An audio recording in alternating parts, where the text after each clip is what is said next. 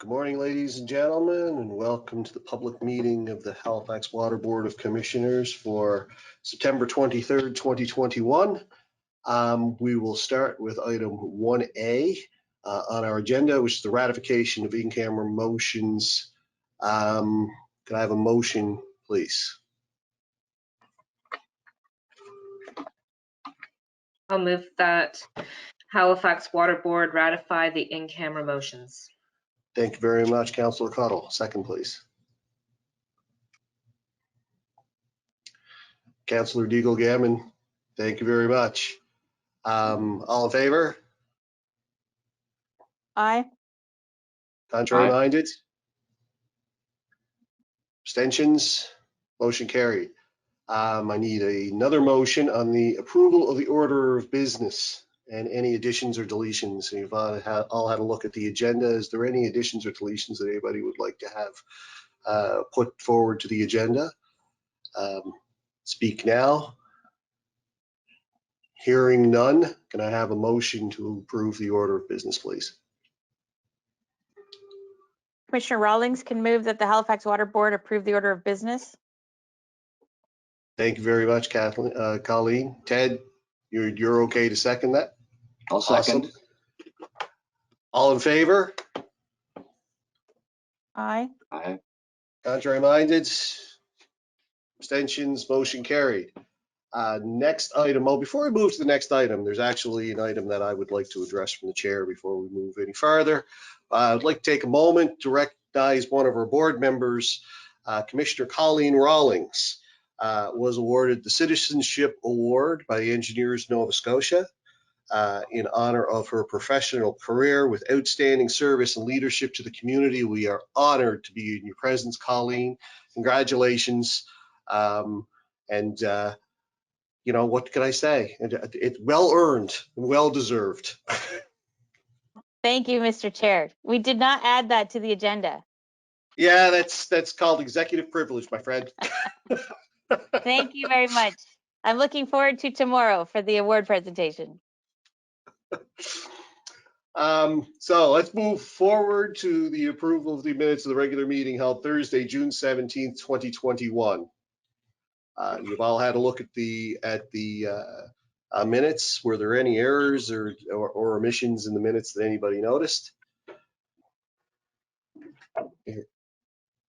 Hearing none, can I have a motion for approval, please? So moved. Second. Who moved? Deagle-Gammon. Councilor Deagle-Gammon, can you read the motion just so we can have it in the record? That the Halifax Water Board approve the order of business and approve addition. No, wrong one. Sorry. That's right. Or on the minutes. Yep. It is this big. That the Halifax Water Board approve the minutes of June 17th, 2021 regular meeting. Thank you very much. And we had a second. So all in favor? Contrary minded? Aye. Abstentions? And just to, my apologies, Mr. Chair, just to clarify, I believe it was Commissioner Kent that seconded that, but I just want to confirm. Correct. I believe so, yes. Guys I hear didn't me? see any. Sorry, what was that? It's Becky. I just wanted to confirm you can hear me. There's something strange going on with the ability to see you guys. We can't hear you. Can you see my? Yes, Okay. yes, we. Anyway, I'm working on it. Okay.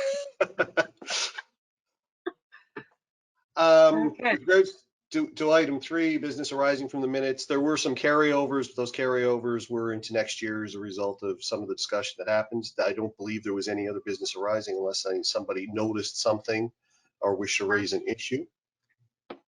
I Kathy? do want to note that under business arising, the financial information, the annual audited financial results, and the corporate balance scorecard results approved at the June meeting did get presented at the annual general meeting of Halifax Water on July 15th. and also were presented to Halifax Council on August 17th as part of the accountability report, fulfilling our reporting requirements under the municipality's bylaw for Halifax Water, or rather Administrative Order 8 for Halifax Water. Thank you very much. Hearing nothing else, let's move to item 4.1, operating results for the 4-month ended period. Louis. Thank you very much. I'm just going to do a quick update of the information that was provided to our audit committee on September 2nd, and also provide a quick update of what we've seen so far to the end of August. So I'll move through it quite quickly. The main issue, our cash position continues to be healthy. As of the end of July, we had approximately $75 million in the bank. Most of that relates to RDC funding that we have received from the development community to pay for future growth. So our position is healthy, but I just wanted to make sure that folks are aware that the money primarily relates to the RDC side. On the operating side, at the end of July, we were projecting a deficit of approximately, I'm flipping from page to page, bear with me.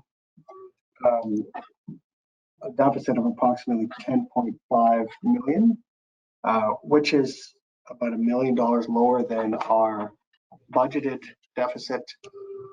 We also, as we updated the information to the end of August, we see that has improved another $1.3 million. So currently our deficit is about $2.3 million less than it was originally budgeted. The other area I wanted to highlight was on the consumption side. At the end of July, our consumption was about 2.3% higher than it was in the previous year. At the end of August, we were currently about 1.8% higher than the previous year.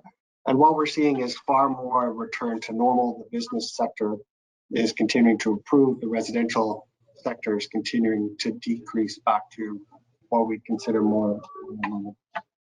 And that was really the key areas I wanted to highlight for the board. Okay, thanks, Louis. Were there any questions, ladies and gentlemen, on Louis's presentation or the report? Hearing that, Louis, I actually have a question.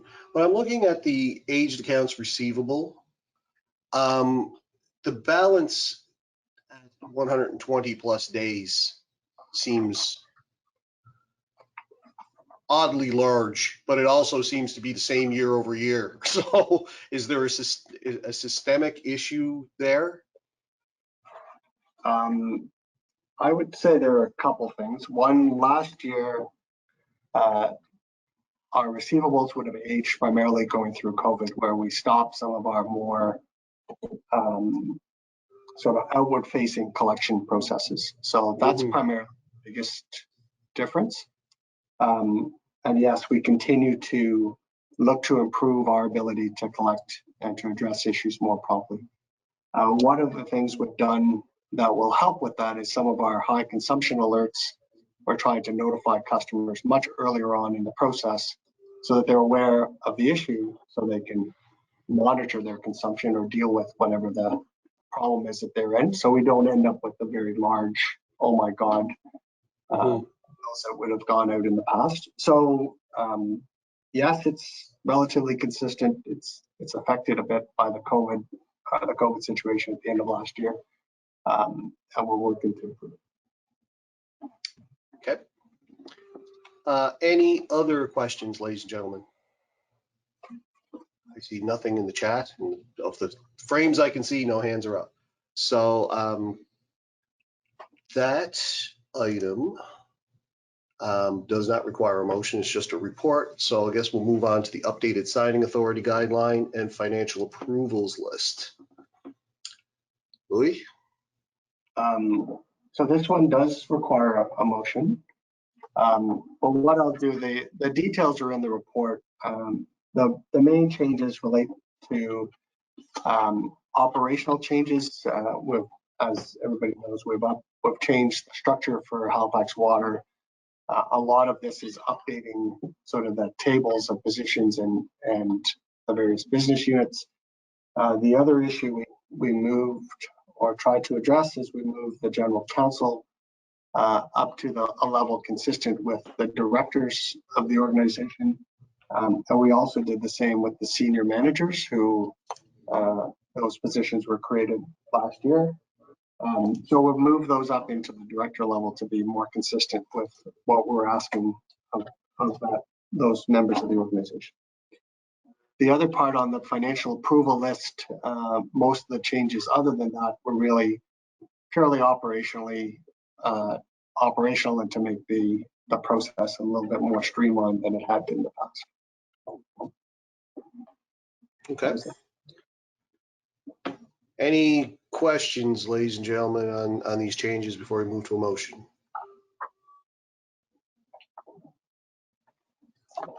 No, hearing none. Can I have a motion, please? Commissioner Farquhar. Ted, can you read the motion, please? Of course. I'll move that the Halifax Water approve the signing authority guideline as shown in attachment A, and 2, the financial approval list as shown in attachment B. Thank you very much. Second?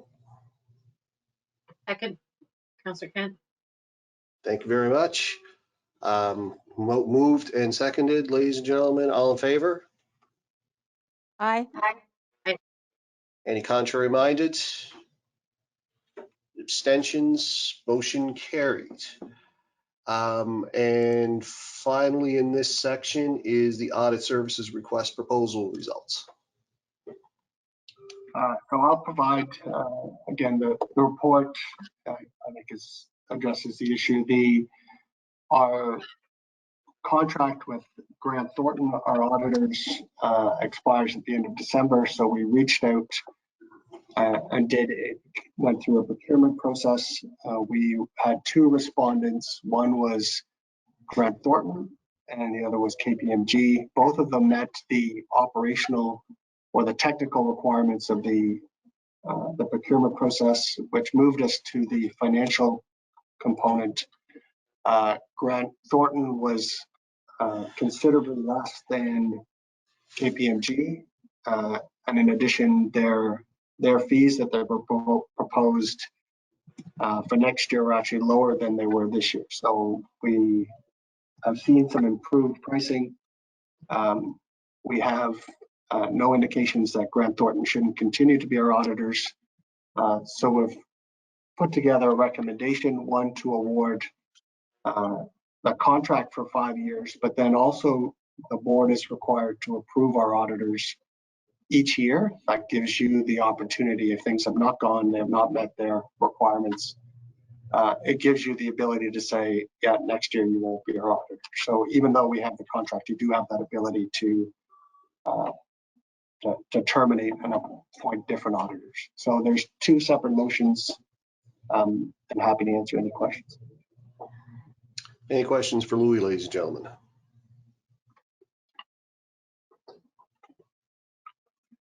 Fairly straightforward, I think. Okay, can I have, let's separate this into 2 motions and 2 votes, if you don't mind. Can I have the first motion on the awarding of the contract, please?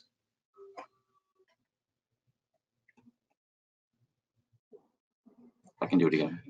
Okay. Fire away, Ted. I'll move that the Halifax Water Board award the contract for audit services for the Halifax Water financial statements and the Halifax Water Employees Pension Plan financial statements to Grant Thornton LLP for a term of 5 years. Thank you. Second? I can second. Okay. Moved and seconded. All in favor? Aye. I Any contrary minded?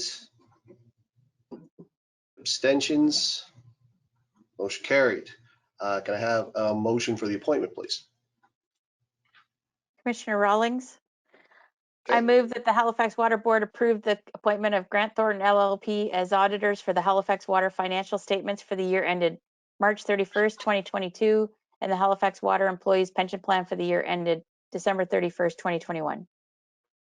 Thank you. Second? Second. Okay. Moved and seconded. All in favor? Aye. Aye. Contrary minded? Abstentions? Motion carried. Thank you very much, Louis. Next item on the agenda is the capital expenditures for 5 months ended August 31st, 2021. I'll do sort of the quick update. What we've done in the report is present sort of our status as of the end of August. So we had total budget available on the capital side of about $261 million. As of the end of August, we've spent just over 46 million. We continue to have approximately $250 million available to be spent on the budget side. That was it. That's it. Mr. Chair, if you'd questions? like, I could give a brief update on from a project delivery perspective, if that's desirable.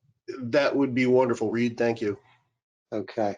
Yeah, I just wanted to let the board know that out of our capital budget this year of approximately 125 million, we have identified between 40 and 50 million dollars in projects that for a variety of reasons aren't going to go forward this year. And the broad explanation I would call things that have arisen during the project planning cycle. And a couple of good examples are we have a very significant project to bring a sewer tunnel through the Fairview Cove area to relieve flooding on the Bedford Highway. That's valued at about $18 million. And that is tied up in a very complicated land negotiation with a variety of landowners. So we hope to proceed with that next year. And another good example is the one that we talked about earlier this morning, Albro Lake, which was budgeted or about $8.8 million and intended to go forward this year, but will be going forward in the next fiscal year. So I just want to let the board know that, you know, as we've informed you before, as we move from our sort of historical delivery of about $70 million per year to our expected of about 130 by our IRP, we're working very diligently on resource planning to do that. And also we are working on a process to put in place a capital project planning and management system. And we are also going to be looking at sort of upping our project planning cycle on in a more deliberate basis. So if you use the example of the Albro Lake project, that project won't necessarily get delivered quicker because we still have to deal with the land things, but we'll be better in our predictions about when we're actually going to execute those projects. Thanks, Reed. Any questions for either Louis or Reed, ladies and gentlemen? No? Okay, great. That was an information report, so we don't require a motion on that one. Next item on the agenda, the Green Choice Program enrollment. Okay. We believe you've got this one, do you, Reed? I do. I'm going to introduce Jeff Knapp, who is our manager of energy management and business development. This is one that Jeff's involved in. We're seeking authorization to apply to subscribe to a program run by the Department of Energy to allow us to purchase green energy. There's a report in your package. It's a little bit of a complicated concept, so if you'd like, Jeff can hit some highlights of that very briefly for you. That'd be great. Okay. Go ahead, Jeff. Yeah, so can everybody hear me okay? Mm-hmm. Okay, perfect. So yeah, the Green Choice Program is a new program that was launched last February by the province, and it's really a collaboration between the province and independent power producers, Nova Scotia Power, and large energy users in the province, such as Halifax Water. And anybody that consumes in excess of 10,000 megawatt hours per year, which is a lot of energy, is eligible to participate in the program. Halifax Water, roughly a little over 90% of our electrical energy use is from electricity. And we currently, in the last fiscal year, used approximately 55,000 megawatt hours. So we certainly qualified for the program on our own, in our own right. From that 55,000 megawatt hours per year, there was roughly 35,000 tons of greenhouse gas emissions that were emitted by Nova Scotia Power's systems on our behalf based on our energy use. So the issue for us is how do we reduce greenhouse gas emissions with so much of our energy coming from Nova Scotia Power? We're kind of tied at the hip with them, and whatever they do, we can get the benefit from that in respect to GHG emissions. But we can also reduce GHG emissions through this Green Choice program, which will allow us to subscribe up to 120% of our energy use to renewable energy generation, which will primarily be wind. So it's probably the only good option for Halifax Water to get towards a position where we would be near net zero GHG emissions from our energy use without having to, install our own renewable energy generation, which would be very expensive to do. So it seems like a very good program to subscribe to allow us to meet our GHG emission targets and to meet our commitments through the province as well as Halifax 2050. And so we're recommending that we complete the expression of interest and then move towards subscription under this program. The benefits that we see from this, apart from the GHG emissions, energy rate stability for the life of the contract, which can be anywhere from 10 to 25 years. We think the electricity bills will be lower because of the size of our operation and the energy we use. It works out based on the current numbers anyway that costs would be a little bit lower for us, gets us closer to net zero, and allows us to demonstrate our environmental commitments and participating in more renewable energy generation.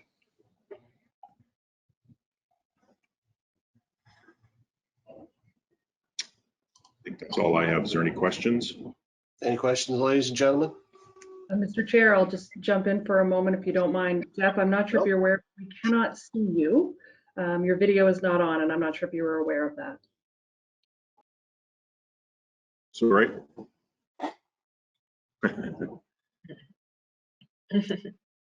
Councillor Cottle.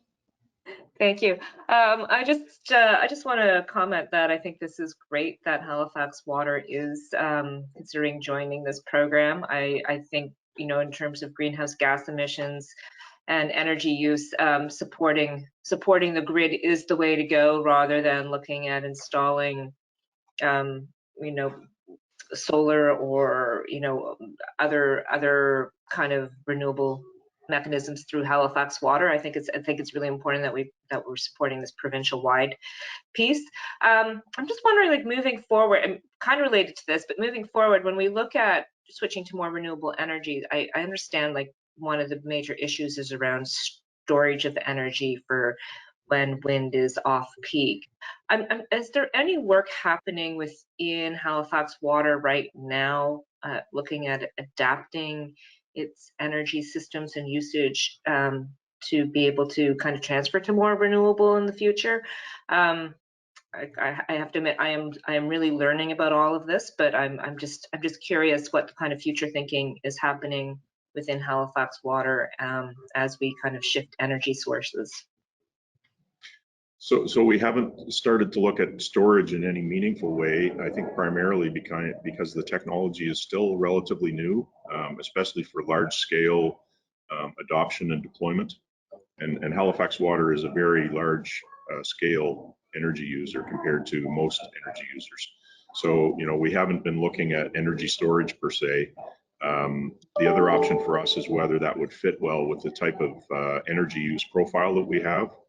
Our energy use, for instance, doesn't allow us to do much in the way of demand management because all of our systems have to be on 24/7, and they're really the demand is flow paced based on water and wastewater flows. So it gets really difficult to look at storage in those cases.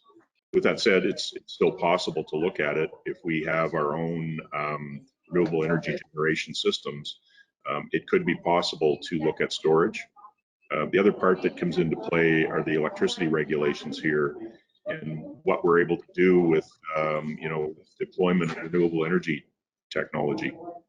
For instance, the net metering program currently only allows us to install 100 kilowatts of energy generation, which is a fairly small amount on most of our, if not all of our facilities, right? So we would use even during the lowest energy consumption part of the day, we would likely use that energy within all of our facilities. So there'd be minimal opportunity from a regulatory perspective to store that energy, because the size of the systems just wouldn't be big enough. Looking down the road, if we were to change those net metering regulations, then perhaps we could look at it more seriously. Yeah, so I was thinking about incentivizing use during, wherever our peak energy is, incentivizing it during peak renewable times or things like that. I guess that's what I'm trying to learn about now. But thank you, Jeff. I appreciate your answer on that. Yep. Councillor, I would just add too, from a practical perspective, that's an advantage of enrolling in this program, because of the way it would work, we would just use energy in the way we normally do. Let's say we enrolled for 75%, we would get our normal monthly electrical bill, but we would be charged for 75% green energy. So that problem of storing renewable energy is managed by Nova Scotia Power at the grid level. It's not on Halifax Water to manage that.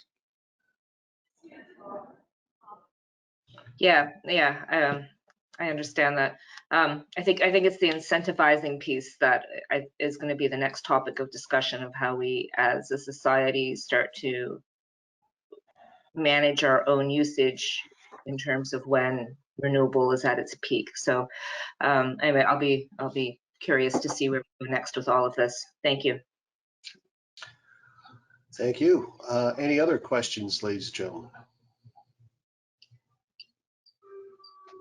Hearing none.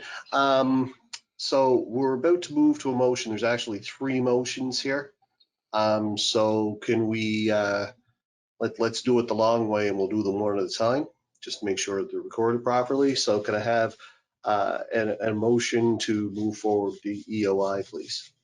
I'll do that. Okay. I move that the Halifax Water Board approve the development and submission of an expression of interest to procure up to 120% of Halifax Water's corporate electricity need through the Green Choice Program, and to pay the non-refundable application fee to apply for enrollment in the Green Choice Program. Thank you very much. Can I have a second? Second. Councillor Deagle-Gammon. All in favor? Aye. Aye. Contrary minded? Abstentions? Motion carried. The next motion, please. The enrollment with the Minister of Energy and Mines. I'm happy to keep. Commissioner Rawlings. Okay. Oh, go ahead. Councillor All right. Cottle, you're up again. Okay, I move that the Halifax Water Board confirm desire to enroll in, if selected, by the Minister of Energy and Mines, and negotiate subscriber agreement details as renewable energy requests for proposals are reviewed. Second. Commissioner Rawlings can second. Thank you. All in favor? Aye. Aye. Contrary minded? Abstentions? Motion carried. And finally, you want to make it 3 for 3, Councillor Cottle? Okay, 3 for 3. I move that the Halifax Water Board directs staff to return to the Halifax Water Board with the finalized subscriber agreement, recommended subscription level and term length, and financial risk considerations for approval. Second. Councillor Deagle-Gammon. All in favor? Aye. Aye. Aye. Contrary minded? Abstentions? Motion carried. Thanks very much, Jeff and Reed. I really do appreciate it. I think this is a wonderful initiative. Continues Halifax Water's record of leadership in this area, and I commend you for bringing it forward. Next item, the ICIP funded community solar PV. Yes, thank you, Mr. Chair. So Halifax Water was successful. We applied for 4 projects to install solar energy generating projects on 4 of our buildings. We were successful in receiving Investing in Canada Infrastructure Program funding for those projects. The scale of approval we're seeking is not at a level that would ordinarily require it to come to the board. However, it's a requirement of the program that the board give evidence of its approval of dedicating capital funds to the purpose of the project. So that's why this is before you. And if you have any questions about the details of the buildings or the projects, Jeff is here to answer those questions for you. Any questions, ladies and gentlemen? Commissioner Rawlings, Go ahead, Colin. Jeff, it's just net metering, right? 3 of the 4 projects, Colleen, are net metered. One is behind the meter. One of them we're proposing at our Aerotech wastewater treatment facility, and it's larger than the 100 kilowatt net metering allowance. So that facility uses a lot more energy than that. So we saw that as an opportunity to put it behind the meter there. Okay, thank you. That one's a ground mount system as well. I saw that. It looks great. Any other questions, ladies and gentlemen? Hearing none, can I have a motion, please? Commissioner Rawlings can make that motion. Okay. I have a question on that, Mr. Chair, just for Oh, clarification. sorry, Councillor Kent. I didn't notice that. I'm sorry. No, and it's about the actual motion. So the motion in the package is approve proceeding, and the motion on here is proceeding with the 4. Is it the Halifax Water Board proceed with the 4, or is it Halifax Water Board approve proceeding? One doesn't make sense in language and grammar, but which is on the agenda, and one is added words. So I just want to make sure we have the right one when we read it in. Absolutely. I would suggest that we read the one from the package. Okay, that so approve proceeding. do you have that handy? Yep, I can do Colleen? that. Okay. I move that the Halifax Water Board approve proceeding with the 4 projects selected for funding under the Investing in Canada Infrastructure Program, ICIP, at an estimated net cost to Halifax Water of $446,817, including contingencies, net HST, and overheads. I'll second that. Excellent. Moved and seconded. All in favor? Aye. Aye. Contrary minded? Motion carried. Thank you very much, gentlemen. Thank you. So the next item on the agenda is the procurement policy. Who has the procurement policy, Kathy? Louis is available to speak to that, and Michelle Camo, who is our manager of procurement. We do have a presentation. If you'd like a presentation, if you'd just like me to do the quick highlights of the changes in the procurement policy, I can do that as well. It's up to you. I think we're reasonably good on time at this point. Why don't we go ahead with the presentation, Louis? Okay. Michelle, are you able to take over that? I can do that. So Jake, if you want to go to the next slide. So the policy review at Halifax Water was a result of HRM's review and amendments in 2020. And also with the municipal auditor's audit of municipal procurement. So this past year, we went through the exercise of going through the policy and making a few changes. Take the next slide.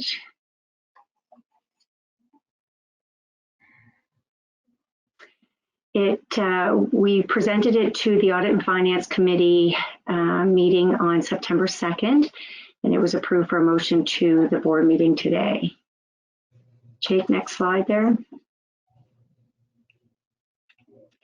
So part of the whole overall procurement strategy here was also So not just the policy updates and amendments, but also in terms of the activities. So what will complement the procurement policy is we have a procurement process manual. So that will be a living document that will be updated. And as we go, and then the other thing, updated contract templates. We've been using those for the past 6 months or so, and they've been very effective and have been streamlined. So that has kind of supported this whole kind of development. The tender and template overhaul, we had engaged the procurement office out of Ontario. They've prepared and provided us with templates. So that training will be happening actually on Monday. We have a session with the procurement office. So that review of those templates, and they are scheduled to be rolled out the 1st of November. In addition to that is procurement resources. So we've hired an additional procurement officer in our department. So happy to have Heather McLean with us. So Jake, you can go to the next slide.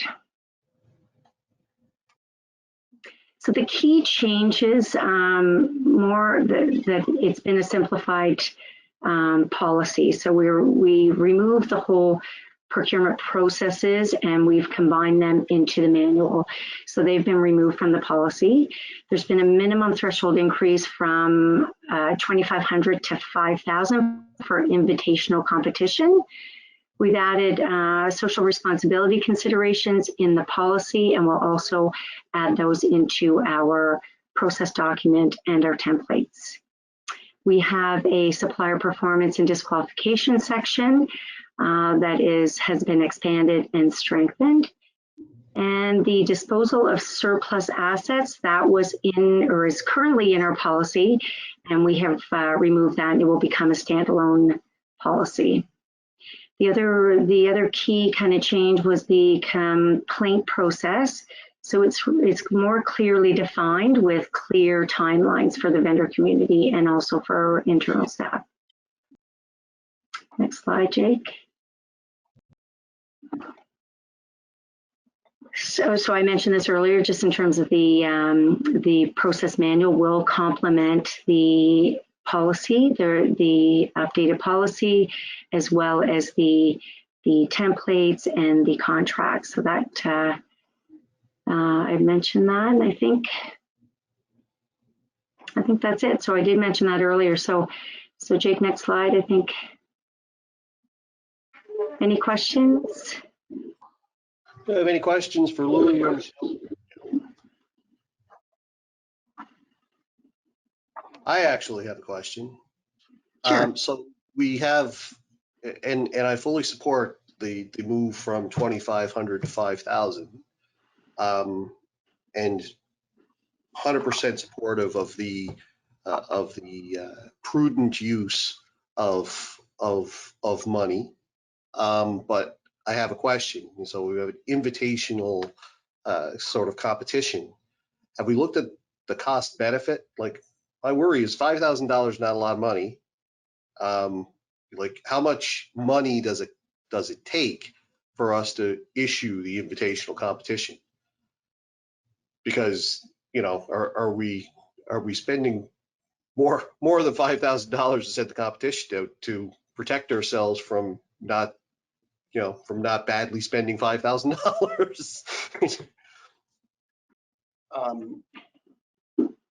If I can speak to that, I don't think we know yet.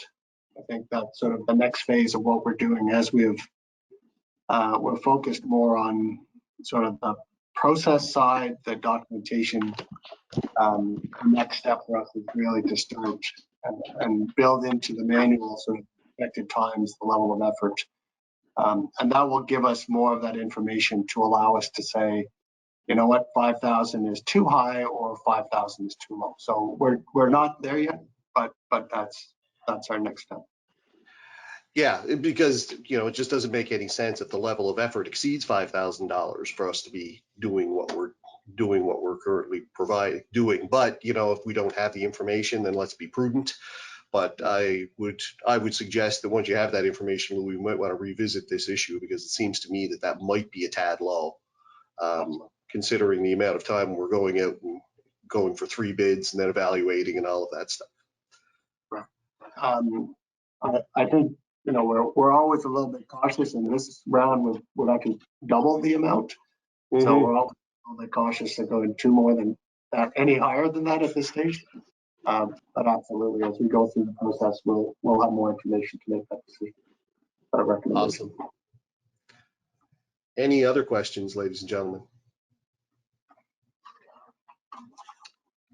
No? Okay, can I have a motion for approval, please? I'll move that, Mr. Chair. Thanks, Becky. Can you read that? That Halifax Water Board approved the updated procurement policy effective November 1st, 2021. So moved. Seconded, Commissioner Lovelace. Thank you very much. All in favor? Aye. Aye. Aye. Contrary minded? Abstentions? Motion carried. Next item. Thank you very much, Michelle and Louis. I appreciate the presentation. Next item, policy approval framework. Thank you. So Heidi and I are going to deal with this one together.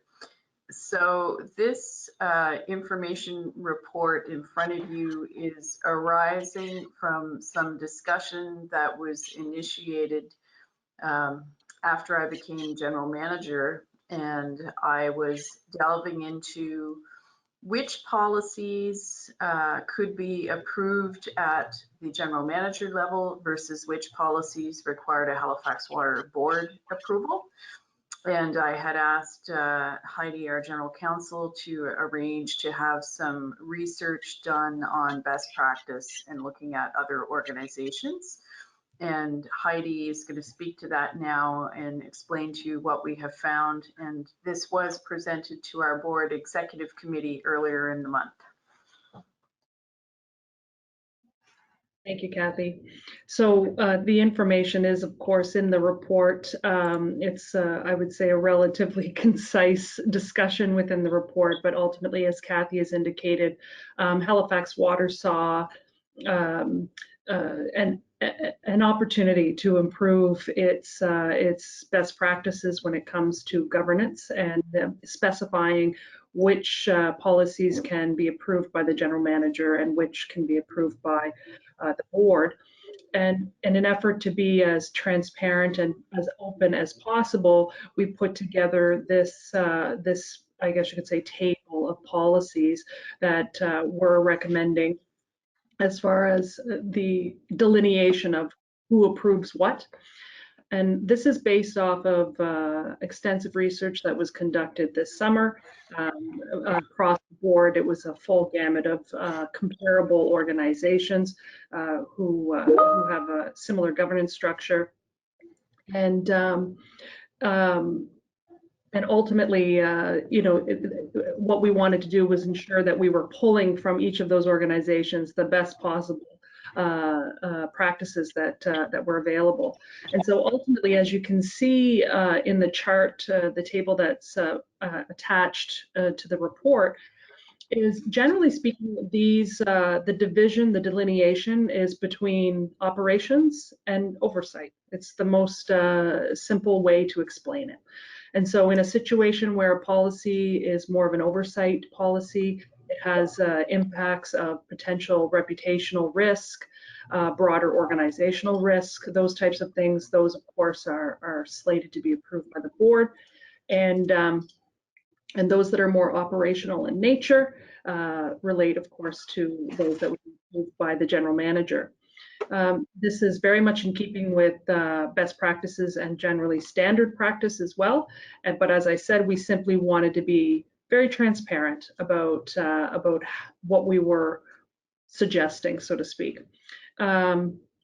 Ultimately, this does not require a decision today. We're simply providing this to the board for an opportunity to discuss it. If you have any issues or concerns that you see, any particular policies that you see listed as not going to the board or going to the board that you think should be the other way, that this is the opportunity to have that discussion. We did have this discussion at the executive level, and ultimately the executive determined that this wasn't needed as a point of decision, but simply an opportunity for information and discussion before the board today. Okay. So we'll move to questions, and I, and it's amazing how you look at things in different contexts, but we did discuss this at executive. There's one that jumps off the page for me that I'm wondering if it's in the right spot. And it's the privacy breach protocol and the privacy policy, where we've identified that cybersecurity is a major risk, a tier 1 risk to the organization. That I'm wondering if that is considered more of a board issue than a operations issue. The rest of them I don't have any too much of an issue with, but I think this one is this one kind of jumps off the page a little bit for me, that there is significant reputational risk and significant risk to the corporation when it comes to a privacy breach. And that one, I'm wondering if it's in the right spot. And that one, based on our research, could go either way. And just so you're aware, the initial privacy policy and privacy breach protocol that Halifax Water put in place were approved by the Halifax Water Board. So that would be consistent with past practice. If that's one that the board wishes us to move over into the board policy, we would have no objections with it. Okay. Councilor Eagle-Gammon? Yeah, thank you. If I could add, that's the one that kind of jumped out at me as well. And when I saw it at operations, I thought maybe because it says protocol, was that just the procedural piece, but the policy belongs with the board, but maybe the written protocol, that's the procedure. So I just wondered where they're separated, if the check mark went in the policy part under board. That's because they're both together and they're both under general manager, but if they were separated, the policy could be board and the protocol could be general manager. That makes a lot of sense because the protocol really does deal with the internal policies of what we do with a privacy breach. I would agree with that. I agree with what Kathy said. Privacy policies do kind of tend to straddle that fence. There's some organizations that have it as a board matter and some that don't. And but certainly based on your comments, we can move that over the privacy policy itself as being approved by the board. But I also agree that the breach protocol is very much an internal staff process in order to deal with and manage a potential breach. And so from my perspective, of course, if the board wanted to review that policy just for interest, they certainly could, but I don't see it as something that needs to be approved by the board. Councillor Cottle? You're muted. Yeah, there we go. Thank you. I see that the privacy breach and protocol and privacy policy under GM and legal, and I'm just wondering under IS there is something in there under board. I think it was there. Board for relates to organizational risk, security, and reputation. Are these things connected? So the yes, IS. The IS policy that's listed there really covers use of Halifax Water information services, equipment, and technology. The reason that one is under the board is really the linkage to cybersecurity and organizational risk, enterprise risk management. Right. Okay. I'm just wondering if one is like are they contingent or paramount, or how does that work to the other more specific ones around the breach and the policy under GM? And I'll take a crack at that. The information services policy strictly deals with how we're using our equipment and systems. of course, there's a relationship between IT and the privacy breach reporting protocol or the privacy policy, because typically a privacy breach can occur by means of electronic technology and electronic dissemination of information. But the privacy policy is broader because there are other means by which privacy can be breached, either verbally or through written communication. So I would say that if you're trying to figure out which is broader, which is narrower, the privacy policy is the broader one. Okay. Yes, so then I think, some suggestion around having some board involvement in that would make sense then. I agree. Any other questions?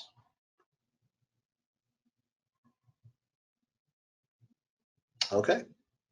Hearing none, there's no motion.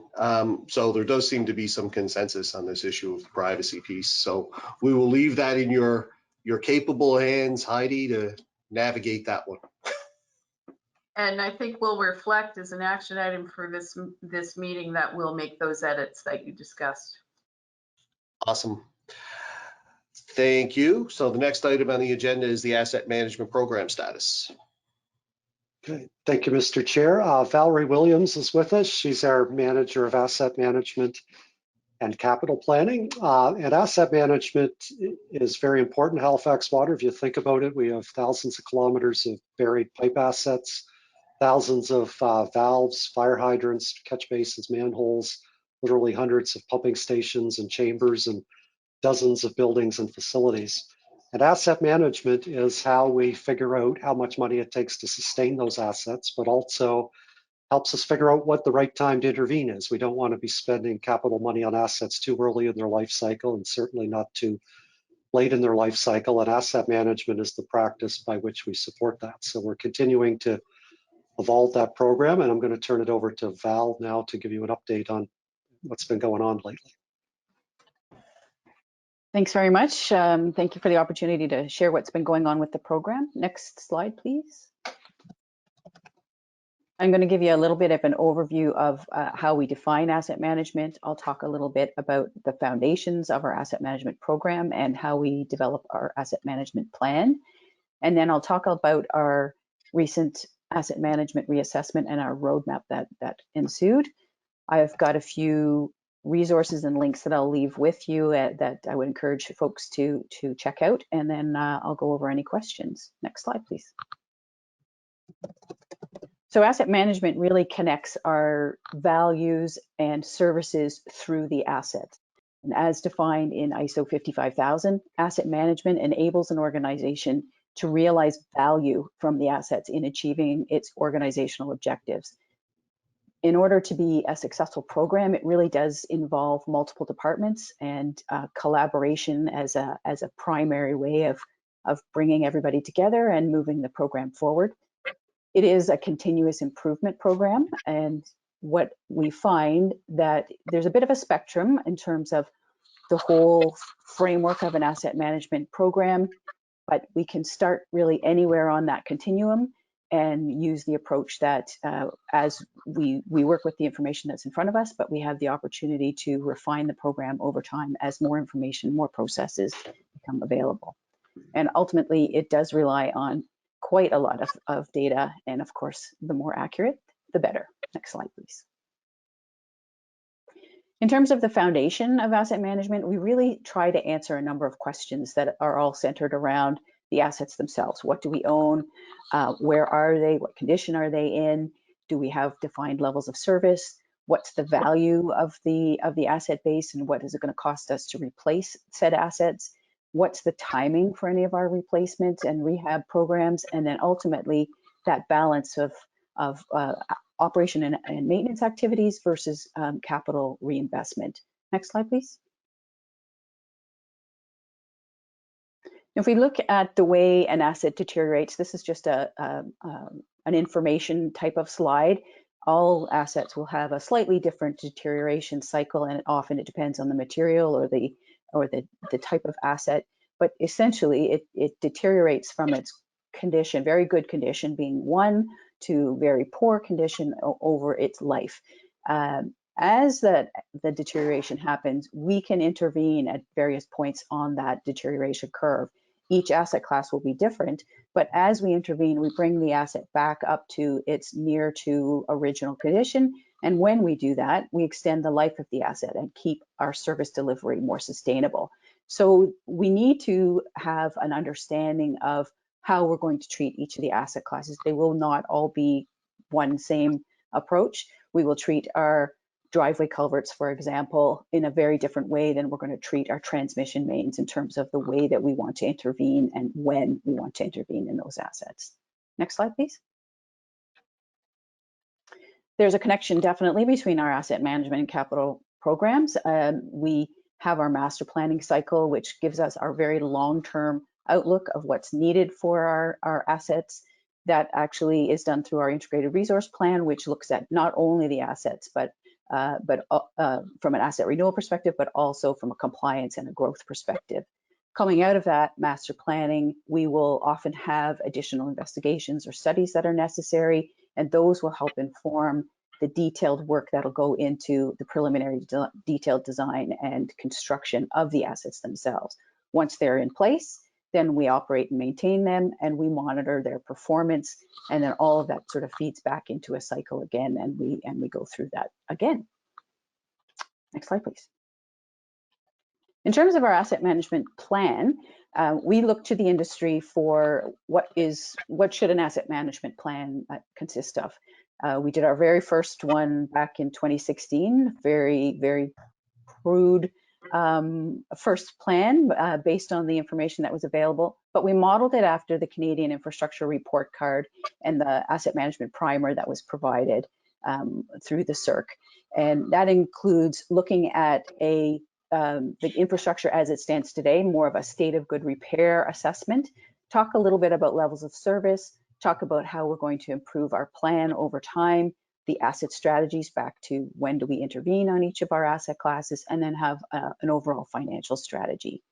Next slide, please. So for Halifax Water, we broke the asset management plan into 16 different asset classes spread over our 3 infrastructure areas: water, wastewater, and stormwater. I'm not going to read through those. I think everybody can do that reading. I'll take next slide, please. And I'm definitely not going to read this, but this is a poster that's representative of a summary of what you would see in our asset management plan. So for each of the infrastructure areas, you will see an inventory, a condition profile and valuation, and then a reinvestment profile, again, strictly from the asset renewal perspective. Next slide, please. Levels of service is another area that we're working on right now. Again, a continuous improvement cycle, part of performance monitoring of the assets and the services we deliver to the communities. We've broken it into 3 primary phases, and we're really in the develop the framework piece right now. But once that's in place, we'll be able to start considering how we need to engage our stakeholders and give opportunities for a little bit of feedback on what they perceive their service level to be and the cost that's associated with said service. And then we can also continue to monitor the performance of how we're delivering those services over time. Next slide, please. So this is where we are right now. We are developing the framework. We've created a bit of a multi-tiered approach. Levels of service is probably one of the trickiest aspects of asset management. And if you look across the country or even internationally, most people really struggle with, how do I do this? So we've chosen to go quite systematically and connect the customer service, customer values and service criteria. So why are we here? Why do we exist as a utility? And then go through sort of a sequential process that gets us down to the service standards and then the targets that we're trying to achieve. The benefit of doing that is it creates a very strong customer service focus, but it also really assists our employees in understanding that the tasks that they do on a day-to-day basis have a value back to why we exist. So they can then connect the dots. So that's where we're at right now with the level of service, still building that out. Next slide, please. So recently we redid we had a reassessment of our asset management program. We did our first one back in 2011. So it's 10 years, good time to do a bit of a review, refresh, see whether we're still on track or whether we need to kind of regroup, realign where we want to go. We followed the Federation of Canadian Municipalities Asset Management Readiness Scale tool, which is a really nice competency tool that allows you to look at how your asset management program looks at the 5 key competency areas of people and leadership, data and information, policy and governance, planning and decision making, and then contribution to the asset management practice. So through a series of facilitated workshops, we looked at where do we sit today in the competency areas. The way that the tool is set up, there are sort of 3 focus areas under each of the competency areas. And we kind of go through, there's some statements that reflect what does Halifax Water, where do they sit in that outcome. I will tell you, it looks like we don't do very well in the current state, and that's a little bit misleading only because the way the tool is set up, you have to achieve every one of the tick boxes, the statements that are in that level in order to move to the next level. And because there's 3 of those competency areas in each competency, you have to have all of that met. So in many cases, we are much further ahead in some of the areas. We just missed that one tick box in maybe the level 1, which keeps us at the lower level, which is good news. That means that we have some quick wins that are in front of us that will allow us to advance our program a little more quickly. So we did the current state, and then we looked at what we wanted to achieve in year 1, 3, and 5, and then we used that information to define what our roadmap will look like. Next slide, please. So in terms of the initiatives for this year, we have an asset management policy that was drafted a while ago, and we're going to update that and then bring it forward to the executive and Halifax Water Board for approval. We need to do more on communicating what we do with our asset management program, so everyone in the organization has a better sense of how this connects to the work that they're doing. We are offering asset management 101 training to anybody in the organization that has permission from their supervisor and has the time to attend. We are going to be establishing our advisory or steering committee. The name is sort of not the important part. Having that place where we can kind of take items that need to have a bit of redirection or just confirmation will be helpful. We have developed an enhanced project prioritization framework that we'll be using this year in our capital budget development. So kind of excited about that. I feel like it's going to be quite a change for people, so it's going to be a bit of a challenge to get through, but we will do that. We want to identify and document the critical assets and use that information to help guide our prioritization for where we go next with our condition assessment program. And then, of course, we would need to develop our condition assessment work plan, and ultimately we'll be systematically doing that work, and then we're going to continue on with the level of service framework. Next slide, please. So in summary, the purpose of asset management is that it connects our values and our services through the assets. It's a way of doing business. It's not just an initiative or something Val felt like doing today. It's actually a way of doing business for the utility. It does involve multiple departments, and ideally, if we have really good cross-representation, it allows us to really bring that conversation throughout the organization, and people can understand how we got to the decisions that we're making. It is a continuous improvement program. You can start anywhere on the journey and recognize that it is a bit adaptive, and as we learn more, we can refine the program. It relies very heavily on data. We do collect quite a bit of data in the asset management team, and one of our challenges is it's not enough to collect the data, but we need to find ways to serve that data up and use it meaningfully to make decisions, which we're leveraging a lot of our GIS tools for that. It is practiced internationally, which means that we have lots of really good resources that we can look to help guide us and avoid trying to reinvent the wheel. We can look to the industry and say, hey, that'll work really well for Halifax Water, and we do that quite frequently. In fact, that's was a big portion of what we've done so far with our level of service work.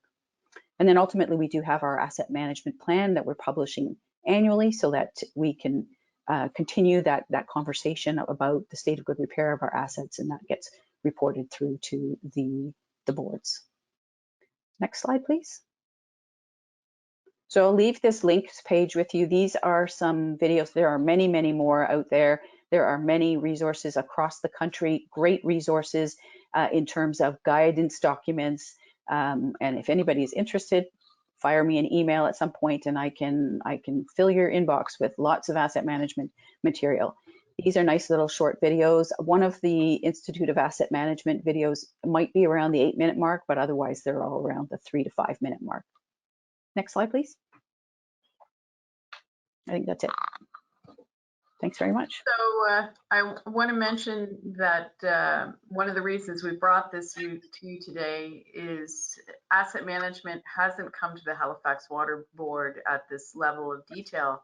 And when we did the assessment that Val talked to you about this year, that was one of the things we identified, that we could have done more board engagement. So Halifax Water has been on the asset management journey for well over 10 years now.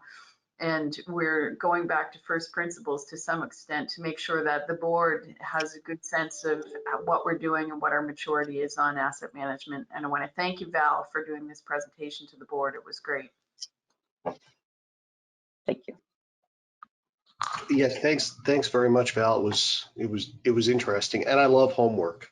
So I guess I have things to do now. Does anybody have any questions? Oh, I just have a comment that you know, I love a good infographic, and there's some fabulous infographics in this report. So yeah, thanks. Kind of really makes things easy to understand. Thanks very much. Yeah. Any other questions? There's a test later, so ask now. Thanks a lot, Valerie. No problem. Wonderful, and I'll contact you later for the test that you're going to give the next board meeting. No problem. Thank you. Awesome. Thank you very much.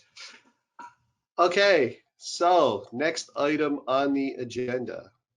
As soon as I find, I don't know about anybody else, but holy smoke, this thing occupies a lot of screens. Heidi? Oh, support for the Dalhousie University NSERC Alliant grant proposal. Who's speaking to this one? Is you? Oh, is this Shashil? Shashil is with us. Okay, can everybody hear me? We can, sir. Good morning.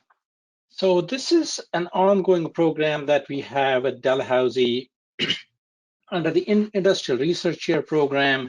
And then the other program that we have is under the Collaborative Research Grant that we have from Dalhousie, from NSERC, which is also through Dalhousie. We leverage one-to-one funds from Dalhousie on the wastewater research side of things. And I think it's 4-to-1 on the other program that we have for our water research. NSERC has changed their program, and now they're combining the programs actually quite in line with our one water theme, sort of, and the water and wastewater programs are being combined into, and they call it that as an alliance grant. So the request before you is to approve the 5-year program. That application is going to go into NSERC in November. We are reviewing the applications now. And the funding actually is, currently we spend about $360,000 a year, and it's a 5-year commitment of, for the first 2 years is $360,000, and after that it's $350,000 a year. It's about $1.48 million over 5 years. So that's the request before you. I'm happy to answer any questions. Go ahead. Mr. Chair, I was just saying I would be very pleased to put that motion on the floor. Okay. We're good. Motion's on the floor. I just, first, before I put it on the floor, I just want to say how awesome this is. I think it's wonderful that we're continuing this relationship, and knowing that, you know, this has been a very successful program, not only for Halifax Water, but for the students involved as well, and the research teams. So yeah, I'll go ahead and put the motion on the floor. So can you read back the motion, Councillor Lovelace? I'm attempting to, and again, I don't. with my glasses on.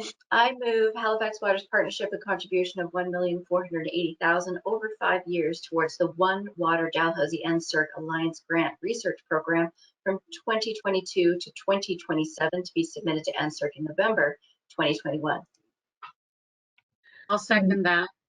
And Mr. Awesome. Chair, sorry, just in here for a moment, Mr. Chair, to say our omission, so I apologize, but the motion would be to approve Halifax Water's partnership and contributions. So subject to that very small amendment, which Councillor Lovelace, you're not faulted. The word is not there. And so not on you, that's on us. So assuming that both Councillors Lovelace and Kent are comfortable with that slight amendment, that's the motion on the floor. Yes, thank you. I'm fine with that. I'm fine with it as well. And Mr. Chair, I have a question on it. Fire away. Yeah, so Sushil, how does this compare, this allotment of $1,480,000 compare to other awards that or other support that has been given in the past? Is this a new program? And so is it up? Is it down? Is it comparable? So it's quite comparable. At this point, we spend about $215,000 a year on the water side and $145,000 on the wastewater side. So that's $360 that we are committed to for the next 2 years, for 2022 and 2023. So going forward, actually, it's about $10,000 down, just because the expenses and all of the how the research program is being joined, and some of the cross, I guess, synergy between the labs, etc., and the program. So that's how it's quite comparable to what we spend today, actually. The beauty of this program is, if you look to the table in your package, table 2, we spend about $1.48 million over 5 years, but we have the benefit of leveraging about $8 million worth of research. So it's quite attractive in terms of what we can achieve with this program. And there are some very key early wins that we have, specifically on the wastewater side and water side, both sides. Water program has been around for about 12 years, wastewater for about 2 years, and we've actually seen quite a bit of benefits on both sides. That's great. Good to hear. I really appreciate this kind of support for this research and knowledge base. Can you tell me if the Dalhousie work that's being done, is this also potentially effective for other jurisdictions to take advantage? Not specifically what their outcomes are. Are they creating innovative new ways to do things? And is it, are they recognized anywhere in the rest of the country that this is really great research? Yes, it is. And I'll ask Reid to pitch in, because Reid has run this program for the last 10, 12 years. And the lead program, the algal monitoring, and all of that is actually leading research. And Reid can actually elaborate more on that. There's hundreds of publications that DAL has come out that are out of this program. Reid, Yeah, could you thanks, add on to that, please? Yeah, certainly, Councillor Kent. I can tell you that on the lead side, Dr. Gagnon at Dalhousie University is probably one of a small handful of people that are looked to across North America, if not the world, as a leading researcher. Halifax Water has one of the best data sets in the world that we share with researchers relating to what happens in a home in the just before and just after a lead service line has been replaced. And that's informed our policy since 2012 of not doing partial lead service line replacements. And that's actually supported a American Water Works Association policy that you should not do partial lead service line replacement, but only do full ones. On the lake recovery side, which has been a big theme, it was actually Dr. Gagnon who linked some research going on in North America and made that a thing in North America. And that is now informing our whole water supply enhancement program. So that's just a couple of examples. Yeah, and that's what I was looking for. Go ahead, I was Patty. going to add that one other relevant example. The research enables Halifax Water as a utility to develop programs, which then other municipal utilities are looking at and adapting and adopting for themselves. So I think there's a number of other utilities across the country and also smaller utilities in Nova Scotia who derive benefits from this research partnership and the work Halifax Water is doing with Dalhousie University. That's great. Good to hear. One last question, if you can indulge me, Mr. Chair. I'm just wondering, although it's a little off topic, it's an opportunity to ask. So we're supporting this research, we being Halifax Water, supporting this research program. Are there others that Halifax Water is doing on other related, in other ways related to the work that Halifax Water does? I don't know. Like, was this a line item in the budget platform that had a lot of money that's going out for these kinds of things, not specific to this project? Halifax Water does not have a budget line item specific to R&D. I would say that the only other similar kind of research partnership coming along right now is in its infancy stage, and it's one we've agreed to participate in with the University of New Brunswick regarding cybersecurity, which we could speak to if you want additional details. But the other research activities that we undertake are primarily done through participation in projects through the Water Research Foundation. So there are a number of projects that have been carried out and are currently active where we are a participating utility participating in water research. Okay, so if it's not a budgeted line item, where is this money coming from? Oh, I meant there's no generic research and development budgeted line item. So if we have specific activities, they would be budgeted in the appropriate service. So for example, we have to have our expenses recorded separately for our services for water, wastewater, stormwater. So when you look at the report that Sushil's got in the package regarding the Dalhousie program, you'll see part of the funding comes from wastewater and part of the funding comes from water. So we budget the project or the research contribution from the area of the organization that derives the benefit of the research. Perfect. Great. Thank you very much. Councillor Deagle-Gammon. You're muted, Councillor Deagle-Gammon. Someday I'm going to get this technology to work. Someday.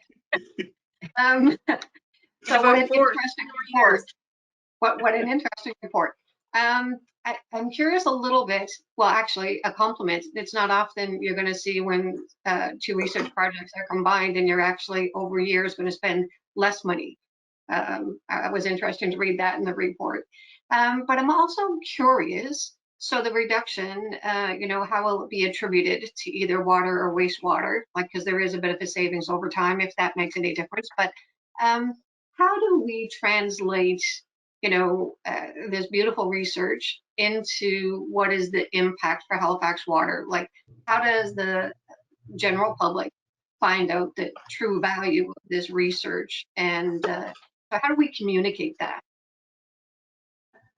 I'll take a first shot, and then if Reid or Sushil want to jump in, they're more than welcome to. That question has been asked when our revenue requirements get reviewed by the Nova Scotia Utility and Review Board, because of course these type of costs get built into rates and are part of our rate base. And the reports we've submitted to the URB to try to explain the value, we would be looking at things such as avoided costs for staffing or consultant costs that we would have otherwise had to incur to get to the same answer that the research is giving us. We also look at the human resource benefits as a number of the students or participants who've gone through the research program, some of them wind up coming to careers at Halifax Water, so it's a good recruiting ground for us, essentially. The third thing is the training and benefits that our existing staff complement get from participation and being around the research programs. And I think the fourth thing is refinement of our operating processes and future capital projects from the knowledge that we gain through the research program. So I would say a lot of the benefit is avoided costs and us being able to do things, with better data than we would otherwise be able to do. And Reid and Sushil, am I missing anything on that? May I just say that it's wonderful information, but how do we, I guess the question is communicating that to the general public, like a social impact statement, something on our website that says, the value of this research. This is, our employment recruitment from this has been, like, those kinds of measurements that can happen, I think.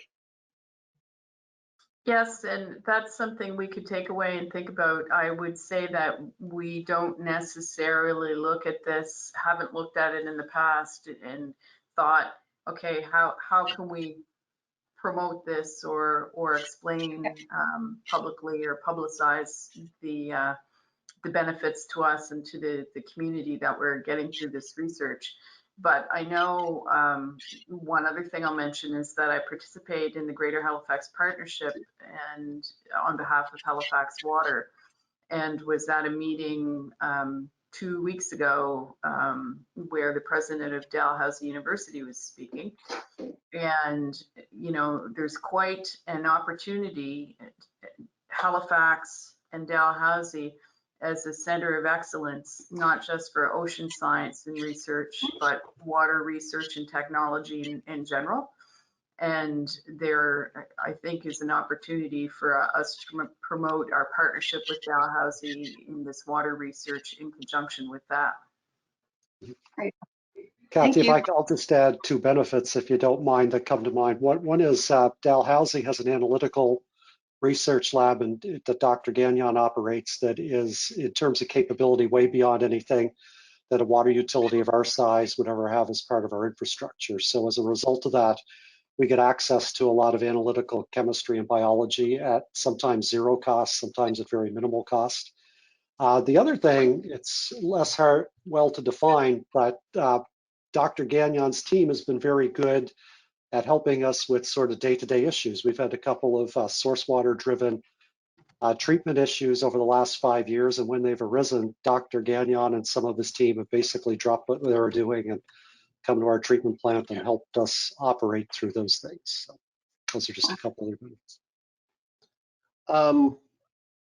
I'm just going to interrupt, and we can feel free to continue to ask questions, but unless any of the questions are going to change your mind on the vote, the person that I'd like to move on with that, because I got a couple of people that are on a hard stop at 11:30. So we have a motion on the floor. We have it seconded.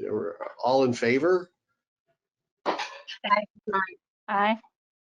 Contrary minded? Abstentions? Motion carried. So next in line was Colleen. You had a comment or a question, Colleen? Yeah, and just following up on Commissioner Deal-Gammon too, there's a great article in the annual general report as well. You could always leverage that on the web page, maybe Kathy, as a suggestion, because I thought it's a great article in the general report, and then I think Commissioner Lovelace just posted another article from NSARC. Just a comment, and Kathy and Heidi can decide where it fits, but maybe a future board workshop with the opportunity for some of the students to participate, that they could give us a presentation on some of the good efforts that are going on. I personally always love to interact with the students, so you can decide if and when that fits, but I would love to hear more about it. Great. Councillor Cottle.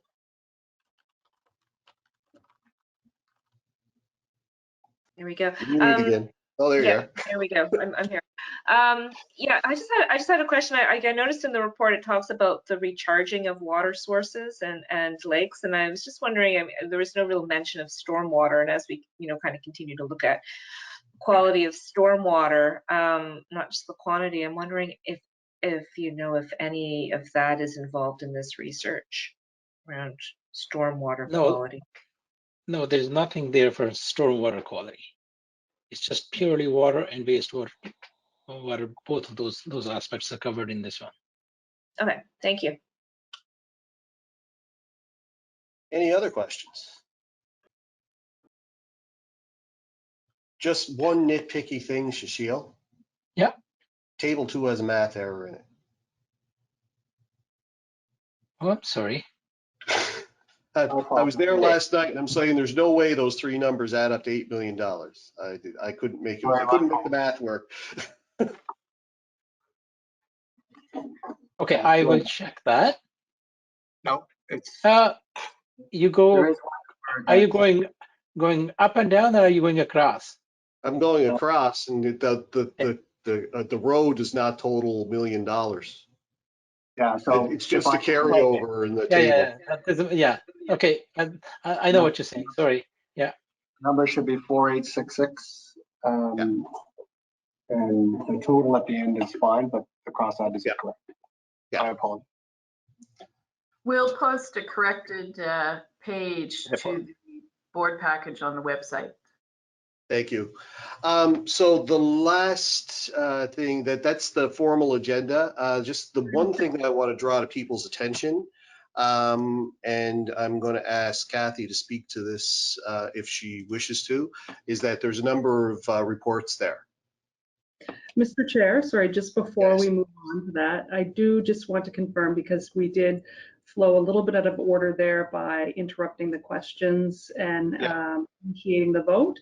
And so I simply would like to get on record that the discussion and questions that ensued post-vote did not impact anyone's vote. True, exactly.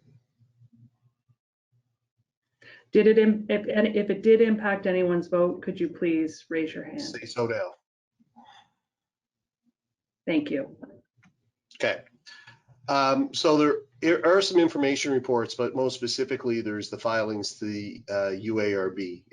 Kathy, do you want to, is there anything that you want to draw to anybody's attention there? It does not require a motion, but they're reasonably important, and I think it would be appropriate for you to speak to them.